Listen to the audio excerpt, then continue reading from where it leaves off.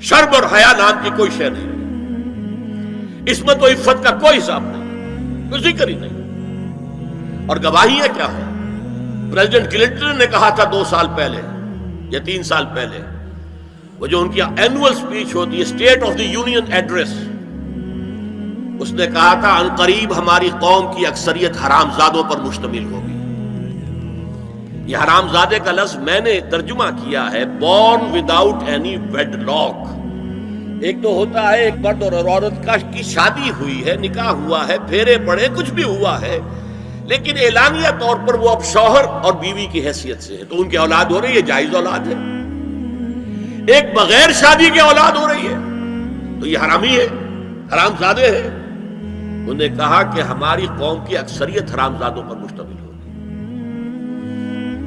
Homo sexuality, لیسبینز، gaze, اور بالکل declare کرتے ہیں، پادری ڈکلیئر کرتا میں گے ہوں، سینیٹر ڈکلیئر کرتا میں گے ہوں، انہیں کوئی شرم ہی نہیں، اس کے اندر کوئی حجاب نہیں، اعتراف کرنے کے اندر کہیں بھی کسی طرح کی رکاوٹ نہیں، ہچکچاہٹ ہی نہیں۔ یہ جس کو کہا جائے گا پرمیسو ہیڈونزم، جنسی لذت ہر طریقے سے حاصل کی جا سکتی ہے۔ زنا بالرضا ہو تو کوئی جرم ہے ہی نہیں، ہاں زنا بالجبر ہو تو جرم ہے، بالرضا ہو کوئی جرم نہیں، جرم ہے ہی نہیں سرے سے۔ ساری اخلاقی اقدار کو اس طریقے سے انہوں نے ملیا میٹ کر دیا ہے۔ البتہ ابھی یہ تیسرا معاملہ کچھ عالم اسلام کی حد تک ابھی پورا ان کا پروگرام مکمل نہیں ہو سکا۔ ہمارے ہاں ابھی کچھ خاندانی نظام کی بنیادیں باقی ہیں، کچھ والدین کا ادب ہے، ان کی عزت ہے، ان کی خدمت کو انسان اپنے لیے سعادت سمجھتا ہے، بیوی اور شوہر کے درمیان محبت، الفت، باہمی اعتماد کی کچھ فضا ہے، خاندانی نظام ہے۔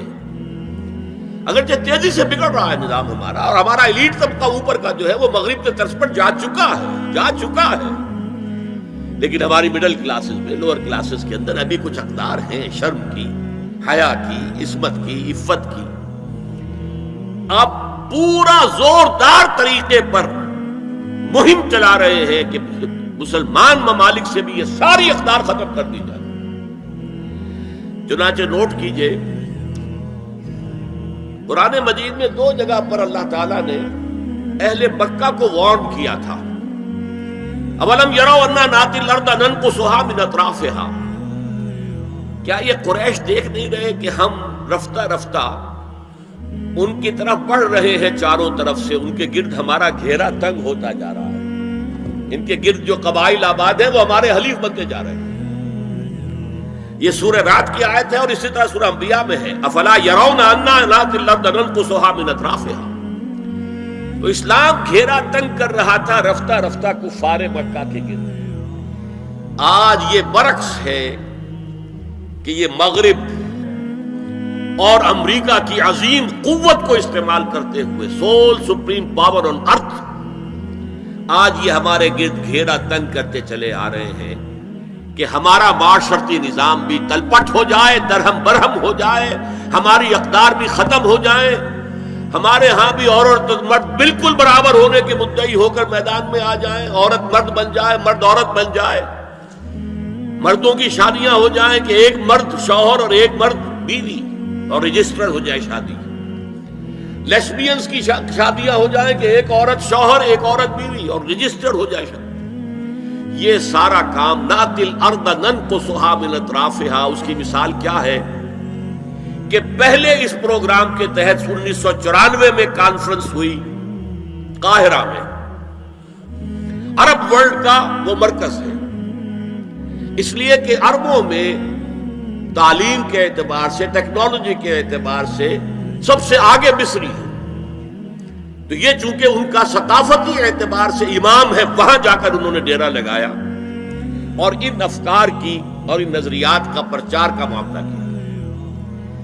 دوسری 1 سال کے بعد کانفرنس کر دی بیجنگ میں، تاکہ ادھر سے اور ایک اور طرف سے گھیرا ڈالا جائے اور عالم اسلام کا جو یہ حصہ ہے ایشیا کا، اس کے اوپر اثر انداز ہوا جائے۔ اور اس کے بعد بیجنگ +5 کانفرنس ہوئی ہے اور یہ ہوئی ہے United Nations Assembly, United Nations Organization کی جنرل اسمبلی کے تحت، اور یہ ہوئی ہے جون سن 2000۔ اب اس میں جو بھی ایک پرچہ تیار کیا گیا تھا ایجنڈے کے طور پر، اس میں جو سفارشات تھی وہ میں آپ کو بتا رہا ہوں۔ امپیکٹ ایک رسالہ نکلتا ہے لندن سے، اس سے میں نے یہ چیزیں لی تھی، اور انگریزی ہی میں ہم نے ایک دفعہ بڑی تعداد میں اس کو شائع کر کے تقسیم بھی کیا تھا، لیکن اس وقت میں صرف آپ کو یہ بتا رہا ہوں کیا فیصلے تھے، کیا کرنا ہے۔ نام اس کا کیا تھا کانفرنس کا؟ Women 2000 gender equality development and peace for the 21st century. Preparatory document میں نمبر 1 ہومو سیکسولیٹی کو نارمل سیکسول اورینٹیشن قرار دیا جائے، کوئی جرم نہیں ہے۔ مرد مرد سے شہوت رانی کرے، عمل قوم لوط، یہ کوئی جرم نہیں، کوئی حرام نہیں، کوئی بری شے نہیں، نارمل اورینٹیشن ہے، یہ مزاج ہے۔ ایک شخص جو ہے عورت سے اپنی خواہش پوری کرنا چاہتا ہے، ایک مرد سے کرنا چاہتا ہے، تمہیں کیا اعتراض ہے؟ ہومو سیکسول میرجز کو تسلیم کیا جائے، جو اب تسلیم ہو رہا ہے۔ یورپ کی کئی ریاستوں میں رجسٹریشن شروع ہو چکی ہے، امریکہ کی، یورپ میں تو پہلے سے ہے، اسکینڈینیوین ملکوں میں پہلے سے موجود ہے۔ نمبر 3، عورتیں گھر کا کام کاج کرنے سے انکار کر دیں یا اس پر ویج طلب کریں، مزدوری دو ہمیں، محنت دو تب ہم کام کریں۔ یہ چولہا جھونکنا، یہ روٹی پکانا، برتن دھونا، یہ اس کے لیے ہمیں اجرت چاہیے، لیبر۔ نمبر 4، عورتیں حمل اور وضع حمل کی جو تکلیف برداشت کریں اس پر بھی شوہر سے اجرت لیں۔ نمبر 5، اگر کسی وقت کسی عورت کی طبیعت آمادہ نہ ہو ہم بستری کے لیے اور شوہر مجبور کرے تو اسے میریٹل ریپ قرار دیا جائے، یہ زنا بالجبر ہوگا جس کی سزا دی گئی۔ شوہر اور بیوی کا معاملہ ہے، وہ بیوی کی طبیعت کسی وجہ سے آمادہ نہیں ہے اور شوہر انسسٹ کر رہا ہے تو یہ میریٹل ریپ، شادی شدہ ریپ، شادی شدہ لوگوں کے مابین زنا بالجبر شمار ہوگا۔ نمبر 6، پروسٹیٹیوشن کو ایک باعزت پیشہ مانا جائے اور ان کو پروسٹیٹیوٹس نہ کہا جائے بلکہ سیکس ورکرز، سیکسول ورکرز۔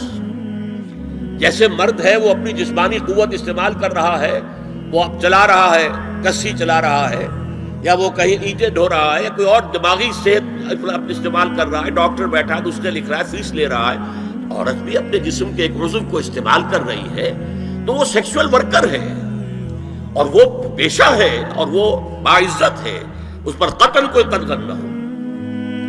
7، وراثت اور طلاق میں بالکل برابری، کوئی فرق نہیں۔ اب یہ خاص چیز تو معلوم ہوتا ہے کہ اسلام ہی کو ہدف بنا کر انہوں نے ایجنڈے میں شامل کیا۔ اس کا نام ہے سوشل انجینئرنگ، معاشرتی تعمیر نو۔ پرانی تعمیر، وہ جو مولانا روم نے کہا تھا کہ اگر کوئی پرانی عمارت ہے نئی بنانی ہے تو پہلے گرانی پڑے گی، اولا تعمیر را ویرا کنند، تو پہلی تعمیر گرائیں گے تو دوسری بنے گی۔ لہذا یہ سارا سٹرکچر جو ہے سوشل، یہ ختم کر کے یہ نئی سوشل انجینئرنگ ہے جو ہمیں کرنی ہے، اور اس کا سب سے بڑا ٹارگٹ عالم اسلام ہے۔